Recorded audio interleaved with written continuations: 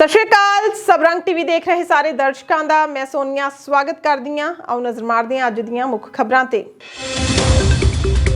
नागरिकता दा अधिकार गुलामां दे बच्चियां लई सी, यूएस च भीड़ लगाउण लई नहीं, ट्रंप। चोण कमीशन वल्लों भगवंत मान दी दिल्ली स्थित रिहाइश ते कीती गई रेड। भारत ते चीन सने ब्रिक्स देशां नूं ट्रंप ने दित्ती चेतावनी।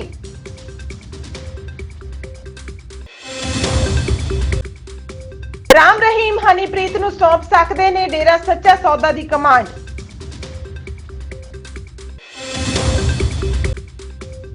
जगदीप धनखड़ ने संसद च विघन पाउण दी बजाए बहस ते दित्ता जोर।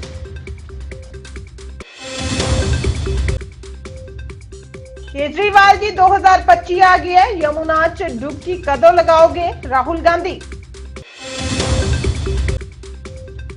अनिल विज ने अपनी ही सरकार खिलाफ चुक्या झंडा, कहा मेरी कोई नहीं सुन रहा।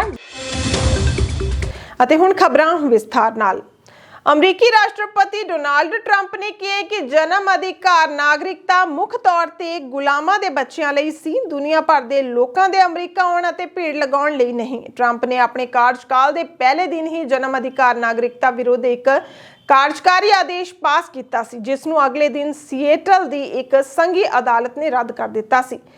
ट्रंप ने कहा कि वह इस विरुद्ध अपील करनगे। उन्होंने उम्मीद जताई है कि सुप्रीम कोर्ट उन्हां दे हक दे विच फैसला सुनाएगा। ਅਤੇ ਹੁਣ ਖਬਰਾਂ ਵਿਸਥਾਰ ਨਾਲ। ਦਿੱਲੀ ਚੋਣਾਂ ਨੂੰ ਹੁਣ ਬਸ ਕੁਝ ਦਿਨ ਹੀ ਬਾਕੀ ਰਹਿ ਗਏ ਨੇ। ਅਜਿਹੇ 'ਚ ਸਿਆਸੀ ਦਿਗਜਾਂ ਵੱਲੋਂ ਚੋਣ ਪ੍ਰਚਾਰ 'ਚ ਪੂਰੀ ਤਾਕਤ ਲਾਈ ਜਾ ਰਹੀ ਹੈ। ਇਸ ਸਭ ਦੇ ਵਿਚਾਲੇ ਮਾਹੌਲ ਉਸ ਵੇਲੇ ਹੋਰ ਜ਼ਿਆਦਾ ਗਰਮਾ ਗਿਆ ਜਦੋਂ ਇੱਕ ਟੀਮ ਪੰਜਾਬ ਦੇ ਮੁੱਖ ਮੰਤਰੀ ਭਗਵੰਤ ਮਾਨ ਦੀ ਦਿੱਲੀ ਸਥਿਤ ਰਿਹਾਇਸ਼ ਤੇ ਪਹੁੰਚ ਗਈ, ਕਿਉਂਕਿ ਦਿੱਲੀ 'ਚ ਸਥਿਤ ਭਗਵੰਤ ਮਾਨ ਦੀ ਰਿਹਾਇਸ਼ ਕਪੂਰਥਲਾ ਹਾਊਸ ਦੇ ਵਿੱਚ ਇਹ ਦਬਿਸ਼ ਚੋਣ ਕਮਿਸ਼ਨ ਦੀ ਟੀਮ ਦੇ ਵੱਲੋਂ ਕੀਤੀ ਗਈ ਸੀ। ਚੋਣ ਕਮਿਸ਼ਨ ਦੀ ਟੀਮ ਦਾ ਕਹਿਣਾ ਹੈ ਕਿ ਉਹਨਾਂ ਨੂੰ ਇੱਥੇ पैसे वंडन दी सी विजिल ऐप जरिए शिकायत मिली सी, जिस तो बाद वो इत्थे पहुंचे। उधर पंजाब के मुख मंत्री भगवंत सिंह मान की दिल्ली स्थित कपूरथला हाउस रिहाइश ते चोण कमीशन की रेड मगरों मुख मंत्री ने ट्वीट कर दिल्ली पुलिस ते तिखे सवाल किए ने। उन्होंने अपने एक्स अकाउंट ते पोस्ट कर सवाल करदे पूछे है कि अज दिल्ली विखे मेरी मुख मंत्री की रिहाइश कपूरथला हाउस दे विच दिल्ली पुलिस वालों रेड की गई, पूरे घर के कोने कोने की तलाशी ली गई, मेरे परिवार दीयां औरतां दे कपड़ियां वाले संदूक तक की भी तलाशी ली गई। की मैनूं दसणगे कि की मिलिया। उन्होंने अगे कहा है कि दिल्ली पुलिस के दफ्तर तो महज 500 मीटर की दूरी ते बीजेपी वालियां दे घर हैं। कि ओह उन्हां दे घर दे विच रेड मारन की हिम्मत दिखाउणगे जां सिर्फ आम आदमी पार्टी अते पंजाबियों के नाल ही अजिहा करन दी इजाजत मिली हुई है। यह सब बीजेपी की हार की घबराहट है। इस तरह एक मुख मंत्री के घर ते रेड मारना बहुत ही निंदणयोग है। उधर अमरीकी राष्ट्रपति डोनाल्ड ट्रंप ने कहा है कि जेकर ब्रिक्स देश डॉलर के मुकाबले नवी मुद्रा बनाते हैं तो वह अमरीका विच उन्हां दे समान ते 100% आयात ड्यूटी लगाउणगे। जी हाँ, ब्रिक्स विच ब्राजील, रूस, भारत, चीन, दक्षिणी अफ्रीका, मिस्र, इथोपिया, ईरान अते संयुक्त अरब अमीरात शामिल ने। ट्रंप ने ट्रुथ सोशल ते कहा है कि वह समा हुण नहीं रहा जदों ब्रिक्स देश डॉलर तो दूर जाने की कोशिश करते रहन अते असीं बस खड़े होकर वेखदे रहिए। उन्होंने कहा कि असीं चाहुंदे हां कि ब्रिक्स देश अजिही वचनबद्धता जताउण कि वो ना तां कोई नवी ब्रिक्स मुद्रा बनाउणगे ते ना ही किसी मुद्रा नूं अमरीकी डॉलर नाल बदलणगे, नहीं तां उन्हां नूं 100% आयात ड्यूटी का सामना करना पवेगा। डेरा सच्चा सौदा मुखी गुरमीत राम रहीम सिंह 7.5 साल बाद सिरसा स्थित डेरा हैडकुआटर दे विच परत आए ने। राम रहीम की वापसी का मुख्य कारण डेरे की गद्दी नूं लैके चल रहे विवाद नूं सुलझाउणा दस्सिया जा रहा है। सूत्रां मुताबिक राम रहीम डेरे की कमान अपनी मूँह बोली धी हनीप्रीत सिंह नूं सौंप सकदे ने। हनीप्रीत नूं डेरे के प्रबंधन अते वित्ती मामलिਆਂ समेत सारे अधिकार दिते जा सकते हैं। इस दे लई हनीप्रीत नूं पावर ऑफ अटारनी भी दी जा सकती है। हालांकि डेरा मैनेजमेंट ने अजे तक इस खबर की पुष्टि नहीं की है। राम रहीम दे वापिस आउण अते डेरे की कमान हनीप्रीत नूं सौंपण की संभावना ने कई सवाल खड़े कर दिते ने। सब तो वड्डा सवाल यह है कि हनीप्रीत नूं इन्नी वड्डी जिम्मेवारी क्यों दी जा रही है। इस दे पिछे दे कारण की हन। डेरे नाल जुड़े सूत्रां दा कहना है कि डेरे दे रोजाना दे कामकाज विच तेजी नाल फैसले लैण दे विच दिक्कत आ रही है। राम रहीम जेल दे विच ने, इसलिए हर छोटे वड्डे फैसले लई ਉਹਨਾਂ ਨੂੰ ਪੈਰੋਲ ਤੇ ਆਉਣਾ ਪੈਂਦਾ ਹੈ ਜਾਂ ਡੇਰਾ ਕਮੇਟੀ ਨੂੰ ਜੇਲ੍ਹ ਦੇ ਵਿੱਚ ਮਿਲਣਾ ਪੈਂਦਾ ਹੈ। ਇਹ ਪ੍ਰਤੀਕਿਰਿਆ ਕਾਫੀ ਲੰਬੀ ਅਤੇ ਗੁੰਝਲਦਾਰ ਹੈ। ਹਨੀਪ੍ਰੀਤ ਰਾਮ ਰਹੀਮ ਦੀ ਸਭ ਤੋਂ ਕਰੀਬੀ ਹੈ, ਇਸ ਲਈ ਮੰਨਿਆ ਜਾ ਰਿਹਾ ਹੈ ਕਿ ਡੇਰੇ ਦੇ ਕੰਮਕਾਜ ਨੂੰ ਸੁਚਾਰੂ ਢੰਗ ਨਾਲ ਚਲਾਉਣ ਦੇ ਲਈ ਹਨੀਪ੍ਰੀਤ ਨੂੰ ਇਹ ਜ਼ਿੰਮੇਵਾਰੀ ਸੌਂਪੀ ਜਾ ਸਕਦੀ ਹੈ। ਖਬਰਾਂ ਦਾ ਸਿਲਸਿਲਾ ਇਸੇ ਤਰ੍ਹਾਂ ਜਾਰੀ ਰਹੇਗਾ। ਫਿਲਹਾਲ ਰੁਕਦੇ ਹਾਂ ਇੱਕ ਛੋਟੇ ਜਿਹੇ ਬ੍ਰੇਕ ਦੇ ਲਈ।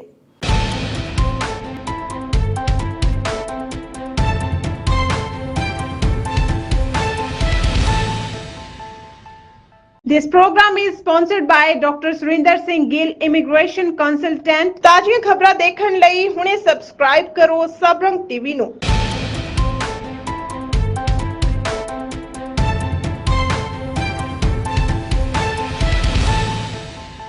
ਬ੍ਰੇਕ ਤੋਂ ਬਾਅਦ ਤੁਹਾਡਾ ਸਵਾਗਤ ਹੈ। ਭਾਰਤ ਦੇ ਉਪ ਰਾਸ਼ਟਰਪਤੀ ਜਗਦੀਪ ਧਨਖੜ ਨੇ ਸ਼ੁੱਕਰਵਾਰ ਨੂੰ ਸੰਸਦ ਵਿੱਚ ਰਚਨਾਤਮਕ ਬਹਿਸ ਅਤੇ ਸੰਵਾਦ ਦੀ ਜ਼ਰੂਰਤ ਤੇ ਜ਼ੋਰ ਦਿੰਦਿਆਂ ਕਿਹਾ ਕਿ ਵਿਘਨਾਂ ਦਾ ਯੁੱਗ ਖਤਮ ਹੋਣਾ ਚਾਹੀਦਾ ਹੈ ਅਤੇ ਅਰਥਪੂਰਨ ਵਿਚਾਰ ਵਟਾਂਦਰੇ ਲਈ ਰਾਹ ਬਣਾਉਣਾ ਚਾਹੀਦਾ ਹੈ। ਉਹਨਾਂ ਦੀ ਇਹ ਟਿੱਪਣੀ ਸੰਸਦ ਦੇ ਬਜਟ ਸੈਸ਼ਨ ਦੀ ਸ਼ੁਰੂਆਤ ਤੋਂ ਪਹਿਲਾਂ ਆਈ ਹੈ। ਧਨਖੜ ਨੇ ਰਾਸ਼ਟਰੀ ਮਹਿਲਾ ਕਮਿਸ਼ਨ ਦੇ 33ਵੇਂ ਸਥਾਪਨਾ ਦਿਵਸ ਤੇ ਆਪਣੇ ਸੰਬੋਧਨ ਦੇ ਵਿੱਚ ਕਿਹਾ ਕਿ ਦੇਸ਼ ਨੂੰ ਅਸਲ ਵਿੱਚ ਇੱਕ ਅਜਿਹੀ ਵਿਰੋਧੀ ਧਿਰ ਦੀ ਲੋੜ ਹੈ ਜੋ ਰਚਨਾਤਮਕ ਅਤੇ ਸਹਿਯੋਗੀ ਦੋਵੇਂ ਤਰ੍ਹਾਂ ਦੀ ਹੋਵੇ। ਉਧਰ ਕਾਂਗਰਸ ਦੇ ਸਾਬਕਾ ਪ੍ਰਧਾਨ ਰਾਹੁਲ ਗਾਂਧੀ ਨੇ ਵਿਧਾਨ ਸਭਾ ਚੋਣਾਂ ਦੇ ਪ੍ਰਚਾਰ ਦੌਰਾਨ ਯਮੁਨਾ ਨਦੀ ਦੇ ਕੰਢੇ ਪਹੁੰਚ ਕੇ ਨਦੀ ਦੀ ਸਥਿਤੀ ਦਾ ਜਾਇਜ਼ਾ ਲਿਆ ਅਤੇ ਸਾਬਕਾ ਮੁੱਖ ਮੰਤਰੀ ਅਰਵਿੰਦ ਕੇਜਰੀਵਾਲ ਨੂੰ ਉਹਨਾਂ ਦਾ ਇੱਕ ਪੁਰਾਣਾ ਵਾਅਦਾ ਯਾਦ ਕਰਵਾਉਂਦੇ ਹੋਏ ਕਿਹਾ ਕਿ ਉਹ ਡੁਬਕੀ ਕਦੋਂ ਲਗਾਉਣਗੇ। ਉਹਨਾਂ ਨੇ ਕਿਹਾ ਕਿ ਕੇਜਰੀਵਾਲ ਜੀ ਹੁਣ ਤਾਂ 2025 ਆ ਗਿਆ ਹੈ, ਤੁਸੀਂ ਯਮੁਨਾ ਵਿੱਚ ਡੁਬਕੀ ਕਦੋਂ ਲਗਾਓਗੇ? ਦਿੱਲੀ ਉਡੀਕ ਰਹੀ ਹੈ। ਪਿਛਲੀਆਂ ਵਿਧਾਨ ਸਭਾ ਚੋਣਾਂ ਦੌਰਾਨ ਕੇਜਰੀਵਾਲ ਨੇ ਯਮੁਨਾ ਨਦੀ ਦੀ ਸਫਾਈ ਦਾ ਵਾਅਦਾ ਕੀਤਾ ਸੀ। ਇੰਨੀ ਦਿਨੀ ਰਾਹੁਲ ਗਾਂਧੀ ਆਪਣੀਆਂ ਸਾਰੀਆਂ ਚੋਣ ਰੈਲੀਆਂ ਵਿੱਚ ਇਸ ਵਾਅਦੇ ਦਾ ਜ਼ਿਕਰ ਕਰਕੇ केजरीवाल ਨੂੰ ਨਿਸ਼ਾਨਾ ਬਣਾ ਰਹੇ ਨੇ। केजरीवाल जी ने कहा था कि यमुना में डुबकी लेंगे।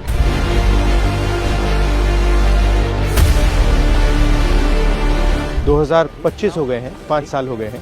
मैंने देखा हो कि हमारे सरकार जो दिल्ली सरकार है कभी जमुना में गोता मार बस इधर से सुनते हैं इधर निकाल देते हैं। आके डुबकी लेनी चाहिए। यहाँ पे आप देखिए, इसमें एक ट्रक मच्छी ला के डाल दो, तालाब के सारे मर जाएंगे। नाला सीवर उवर सब इसी में छोड़ रखे हैं, तो ये जमुना में ये कहाँ तक झेलेंगे? कचरा है, गंद है, पोल्यूशन है, कोई काम नहीं किया। जिसका मेंशन हमारा नेशनल एंथम है, हमने स्कूल में रोज नेशनल एंथम को किया। इवन गंगा जो हमारी नेशनल रिवर है उसकी सबसे बड़ी ट्रिब्यूटरी यमुना ही है। अगर हमको गंगा को ठीक करना है यमुना को ठीक करना पड़ेगा। बिना यमुना को ठीक किए गंगा जी की स्थिति में सुधार नहीं होगा। क्लीनिंग तो जुमला है, जुमला झूठ है। बिल्कुल पैसा खर्च करने का तरीका, पैसा खर्च करने का तरीका, पैसा बनाने का तरीका। नाले तो बंद कराया जाता है, और कहते कि मूर्ति विसर्जन करने से पूजा पाठ करने से जमुना कहीं गंदा हुआ है, तो लोग बाग नहाने के लिए आए तो कह रहे भाई ये तो नाला। हम कह रहे भाई नाला नहीं है ये, तुम भूल रहे हो, ये जमुना माता है। हर रोज चलाते हो? तो कितने लोग आते हैं? पहले तो बहुत लोग बाग आते थे, अब नहीं आ अब नहीं रहे। आ रहे। क्यों नहीं आ रहे? अब पानी गंदा हो गया, इसके वजह से आ नहीं रहे लोग बाग। कमाई भी खत्म हो गया हम सबके। वो क्या हो रहा है? लोग बाग नहा रहे नहा रहे हैं, हैं? ये देखिए, हाँ सुबह से नहा रहे हैं सर जी। गंदे पानी में। हाँ पानी अब जो है आपके सामने है सर जी।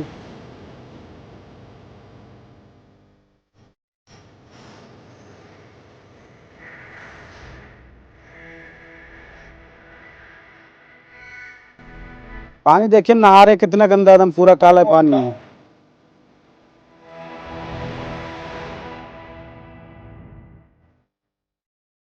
ये कैसे, मतलब इंटरेस्ट कैसे लगा आपको? हम भी दिल्ली में ये स्थिति देख के ये होता था कि क्यों है ये और क्या इसके कारण दिल्ली से ऊपर तो नहीं है जिनके बारे में कोई बात नहीं करता है।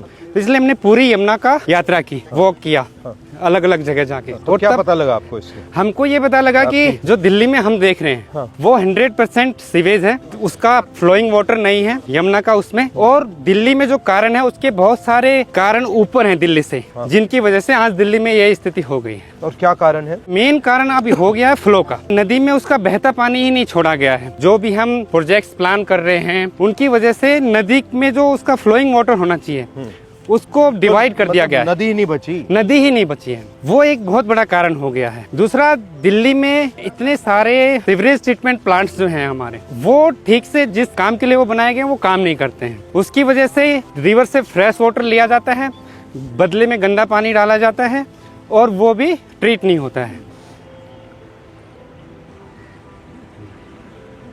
ये नाला है। सरिता विहार सहनबाग ये सब नाला है। ऐसी काला सब दिन आता है, टोटल काला पानी तेजाब है। ये जमुना में क्या हाल होगा, सब लोग क्या नहाएगा इसमें, कौन डुबकी मारे। एक नवेड़ा का आ रहा हूँ सामने से, ये सामने नवेड़ा का नाला है, उसका भी हाल बुरा है।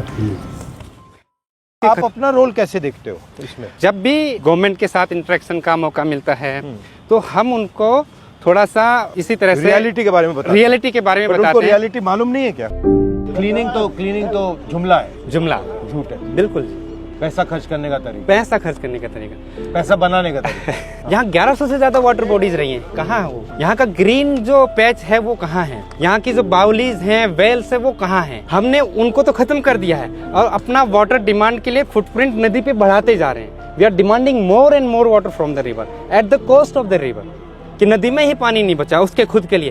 Then we are not even no trying to understand the issue, और उसको कैसे नदी में। तो इसका एंड रिजल्ट क्या आएगा? जो स्थिति हम दिल्ली में देख रहे हैं वो दिल्ली की अपस्ट्रीम भी होती जा रही है। आज जो वाटर ट्रीटमेंट प्लांट चौक हुए हैं, ऐसे ही जो नाला हमने अभी देखा यहाँ, वैसे ही 3 नाले ऊपर हैं। आपका करनाल से नाला आ रहा है, आपका पानीपत से नाला आ रहा है, आपका सोनीपत से नाला आ रहा है, वो सब नाले आ रहे हैं और दिल्ली की अब वाटर सप्लाई को भी चौक कर दिया।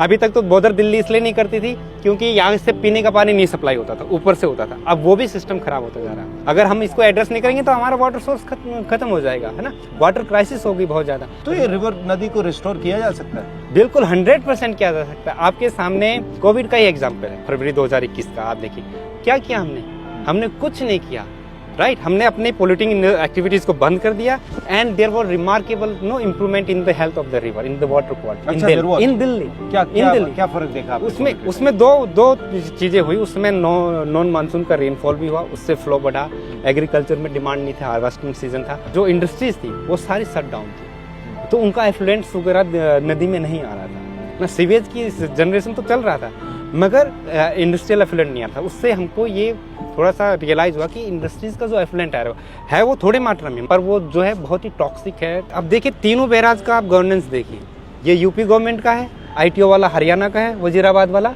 दिल्ली गवर्नमेंट का है। उनके आपस में कोऑर्डिनेशन का इशू है। लास्ट ईयर जो हमने देखा फ्लड में क्या हुआ, was it natural flood? It was 100% man made flood. This is make and break year for the river Yamuna, because this year we are going to review the Upper Yamuna River Board, जिसने water का allocation किया है अलग अलग basin states को। उसी agreement में ये नदी के लिए बिल्कुल पानी नहीं छोड़ा है। ये फोम किस चीज का है, क्या है? ये फॉस्फेट होता है और फक्टेंट्स होता है जो हमारे डिटर्जेंट्स में होता है। ये हमारा जो डोमेस्टिक वेस्ट है उससे निकलता है, जो इंडस्ट्रियल एफ्लुएंट्स है उससे निकलता है। यहाँ पे सारा पानी रोका हुआ है जितना एफ्लुएंट। बेसिकली लेक है ये, लीनियर पॉन्ड। लीनियर पॉन्ड क्या है? तो pond, right. River is no kind of giving us everything, water, no recreational activities, no like you were saying, no Ganga हमारे अंदर है। आपने कहा था शायद अभी recently, Yamuna is inside us, no. मैं छत पे टैंक को देखता हूँ, पानी कहाँ से है, वेदर इट्स ग्राउंड वाटर या सरफेस वाटर। यमुना ने ही तो रिचार्ज किया, बिल्कुल, राइट। देन जो मैं प्लास्टर देखता हूँ अपने घर का, sand we got from the Yamuna, right. And then जो खाना हम खा रहे हैं तो कंट्रीब्यूशन यमुना के पानी का ही है उसमें ना। तब आप अपनी डिसरिस्पेक्ट कर रहे हो। बिल्कुल बिल्कुल सर। रिवर की सिचुएशन खराब होने में 40-50 साल लगे, तो हमको एक लॉन्ग टर्म प्लान चाहिए कि धीरे धीरे हमारा फुटप्रिंट, वाटर डिमांड्स, रिसोर्सेज की डिमांड नदी पे कम हो और धीरे धीरे हम नदी को उसका जो फ्लो है हाँ वो दें। रिवर को लेके हमारा एजुकेशन सिस्टम या हमारा अंडरस्टैंडिंग कितना वीक है। लोग आ रहे हैं दिल्ली में इसी नदी यहीं पे नहा के जा रहे हैं, दे आर नॉट क्वेश्चनिंग। अभी देखा मैंने, हैं अभी देखा छठ के टाइम पे आप देखिए ना, वी आर एक्सपोजिंग। एक अभी कुंभ चल रहा है, there is water being release from Tehri dam, from Narora barrage, from Bhimgoda barrage, from Kanpur barrage. Why those kind of measures we can't take when the Chhath Puja is here, at least to protect the people from this pollution. Greed is making people disrespect themselves. Large part of blame goes to government projects, government planning, governance. There is no river governance in Delhi. Yeah. It multiple departments है, right? Drain का अलग है, pond का अलग है, right, flood का अलग है, इरिगेशन का अलग बट अगर आप इतना दिल्ली की साइज का अपने 1500 सिटी बना लिया अनसस्टेनेबल, तो उसका इम्पैक्ट तो आएगा ही। अनसस्टेनेबल अनसस्टेनेबल है, मतलब इतने लोग हैं। अगेन हमारे पास no in the monsoon river shows how it can revive Regenerate. itself. The interesting thing is that during COVID it came back pretty quickly. Yes. So it can be repaired pretty quick, but if you give the river a chance, no, हमको कुछ नहीं करना है, flow बढ़ा देना है, तो river they have self cleansing abilities. जितना वो बहेंगी, जितना मेंडर करेंगी, वो अपने आप को साफ करती है। yeah. उसके लिए हम ऑलरेडी 4000 करोड़ से ज्यादा खर्च कर चुके हैं, और result, this is the result after spending 4000। Because we are not treating it as a living being. We are treating it as a water body. We are Water not treating it as a life form. Exactly, We're not actually respecting it. Right. ਉਧਰ ਹਰਿਆਣਾ ਦੇ ਬਿਜਲੀ ਤੇ ਆਵਾਜਾਈ ਮੰਤਰੀ ਅਨਿਲ ਵਿਜ ਆਪਣੀ ਹੀ party ਦੀ ਸਰਕਾਰ ਤੋਂ ਨਾਰਾਜ਼ ਹੋ ਗਏ ਨੇ। ਜੀ ਹਾਂ, ਵਿਜ ਨੇ ਸਾਫ਼-ਸਾਫ਼ ਕਿਹਾ ਹੈ ਕਿ ਉਹ ਹੁਣ ਸ਼ਿਕਾਇਤ ਕਮੇਟੀ ਦੀ ਮੀਟਿੰਗ ਦੇ ਵਿੱਚ ਸ਼ਾਮਿਲ ਨਹੀਂ ਹੋਣਗੇ। ਇਸ ਪਿੱਛੇ ਕਾਰਨ ਦੱਸਦੇ ਹੋਏ ਵਿਜ ਨੇ ਕਿਹਾ ਹੈ ਕਿ ਇਸ ਮੀਟਿੰਗ ਦੇ ਵਿੱਚ ਉਹਨਾਂ ਵੱਲੋਂ ਦਿੱਤੇ ਗਏ ਹੁਕਮਾਂ ਨੂੰ ਲਾਗੂ ਨਹੀਂ ਕੀਤਾ ਜਾਂਦਾ। ਉਹਨਾਂ ਨੇ ਇਹ ਵੀ ਚੇਤਾਵਨੀ ਦਿੱਤੀ ਹੈ ਕਿ ਜੇ ਲੋੜ ਪਈ ਤਾਂ ਉਹ ਕਿਸਾਨ ਆਗੂ ਜਗਜੀਤ ਸਿੰਘ ਡੱਲੇਵਾਲ ਵਾਂਗ ਭੁੱਖ ਹੜਤਾਲ ਕਰਨ ਲਈ ਤਿਆਰ ਨੇ। ਵਿਜ ਨੇ ਸ਼ੁੱਕਰਵਾਰ ਨੂੰ ਸਿਰਸਾ ਤੇ ਕੈਥਲ ਦੇ ਵਿੱਚ ਸ਼ਿਕਾਇਤ ਕਮੇਟੀ ਦੀ ਮੀਟਿੰਗ ਦੇ ਵਿੱਚ ਸ਼ਾਮਿਲ ਹੋਣਾ ਸੀ। ਅਜਿਹੀ ਸਥਿਤੀ ਦੇ ਵਿੱਚ ਇਹ ਮੰਨਿਆ ਜਾਂਦਾ ਹੈ ਕਿ ਉਹ ਇਹਨਾਂ ਮੀਟਿੰਗਾਂ ਤੋਂ ਆਪਣੇ ਆਪ ਨੂੰ ਦੂਰ ਕਰ ਰਹੇ ਨੇ। ਦਿੱਲੀ ਹਾਈ ਕੋਰਟ ਨੇ ਅੱਜ ਜੰਮੂ ਕਸ਼ਮੀਰ ਤੋਂ ਸੰਸਦ ਮੈਂਬਰ ਰਾਸ਼ਿਦ ਇੰਜੀਨੀਅਰ ਵੱਲੋਂ ਸੰਸਦ ਦੀ ਕਾਰਵਾਈ 'ਚ ਸ਼ਾਮਿਲ ਹੋਣ ਲਈ ਅਤਵਾਦ ਲਈ ਫੰਡਿੰਗ ਮਾਮਲੇ 'ਚ ਅੰਤਰਿਮ ਜ਼ਮਾਨਤ ਦੀ ਮੰਗ ਲਈ ਦਾਇਰ ਅਰਜ਼ੀ ਤੇ ਕੌਮੀ ਜਾਂਚ ਏਜੰਸੀ ਤੋਂ ਜਵਾਬ ਮੰਗਿਆ। ਜੀ ਹਾਂ, ਜਸਟਿਸ ਵਿਕਾਸ ਮਹਾਜਨ ਨੇ ਕਿਹਾ ਕਿ ਸੁਣਵਾਈ ਦੀ ਅਗਲੀ ਤਾਰੀਖ ਤੋਂ ਪਹਿਲਾਂ ਜ਼ਰੂਰੀ ਕਾਰਵਾਈ ਕੀਤੀ ਜਾਵੇ। ਰਾਸ਼ਿਦ ਨੇ ਆਪਣੀ ਅਪੀਲ 'ਚ ਕਿਹਾ ਕਿ ਉਹ ਸੰਸਦ ਦੇ ਆਗਾਮੀ ਬਜਟ ਸੈਸ਼ਨ 'ਚ ਹਿੱਸਾ ਲੈਣਾ ਚਾਹੁੰਦੇ ਨੇ, ਜੋ 31 ਜਨਵਰੀ ਨੂੰ ਸ਼ੁਰੂ ਹੋਵੇਗਾ ਤੇ 4 ਅਪ੍ਰੈਲ ਨੂੰ ਖਤਮ ਹੋਵੇਗਾ। ਕੌਮੀ ਜਾਂਚ ਏਜੰਸੀ ਵੱਲੋਂ ਪੇਸ਼ ਸੀਨੀਅਰ ਵਕੀਲ ਸਿਧਾਰਥ ਲੂਥਰਾ ਨੇ ਕਿਹਾ ਕਿ ਉਹ ਇਸ ਮੁੱਦੇ ਤੇ ਨਿਰਦੇਸ਼ ਮੰਗਣਗੇ। ਇਹ ਸਨ ਸਾਡੀਆਂ ਅੱਜ ਦੀਆਂ ਖਬਰਾਂ। ਨਵੀਆਂ ਤੇ ਤਾਜ਼ੀਆਂ ਖਬਰਾਂ ਲੈ ਕੇ ਜਲਦ ਹਾਜ਼ਰ ਹੋਵਾਂਗੇ। ਤਦ ਤੱਕ ਲਈ ਮੈਨੂੰ ਦਿਓ ਇਜਾਜ਼ਤ। ਧੰਨਵਾਦ।